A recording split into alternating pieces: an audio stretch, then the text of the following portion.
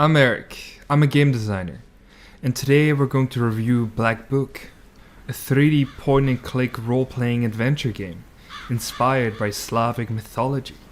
Black Book gives the player a lot of choice on how you approach a combat scenario, on whether or not you want to investigate an area further, or maybe you can decide if you will help an NPC or not. All these gameplay choices feel realistic, as they are thematically tied to the origin of the story. You are a witch, helping citizens face the dark creatures within the world. Everything within the world of Black Book sets up the gameplay. All the gameplay is derivative from your role within the world, fully immersing you within the experience, without introducing any unnecessary gameplay elements, or ideas that don't fit within the theme. Everything within the world is interconnected to the gameplay. For example, you are encouraged to explore areas as thoroughly as possible, to look through all the books and information you have about specific places or creatures, because within some dialogue options, your knowledge about the world will be rewarded. It is not a quiz that punishes you for failing. Instead, it is an incentive, a reminder that the world and gameplay overlap.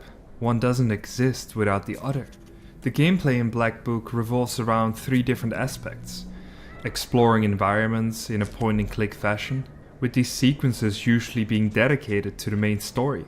Another gameplay aspect are the dialogue choices. When you travel around the world, you can choose how to act, truly simulating a role-playing experience such as D&D. These choices are interesting, because there's usually a moral dilemma tied to them. Do you choose to benefit yourself, but in the process harm the world? Or do you give away, in an attempt to nurture the people? What is so well done here is that a gain is always accompanied with a loss. You choose what you sacrifice, and the choices you make have immediate feedback, perhaps with a couple of coins you gain, but they also have a persistent feedback. Being a bad person too much will affect the state of the world, how people interact with you, block specific dialogue options, and will ultimately lead you to a different ending. The last major gameplay component in Black Book is the combat. If you were unable to talk your way out of a situation, or encountered some shadowy creatures, combat is your last resort. Combat is card-based, with a focus on restricting your possibilities, for you to be creative, be strategic about future turns, and plan ahead. Every round you can only play 3 cards.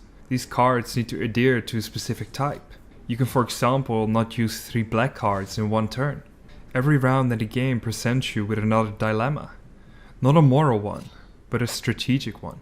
Are you going to commit yourself to fully attacking this round, to get the enemy on low health? Or are you going to plan to set up the next round, but as a consequence be less effective this turn? Every turn you have, you are never fully capable of executing this perfect turn. You know you have to lose something, whether it is time, health, or damage. In Black Book, everything you do comes with a cost.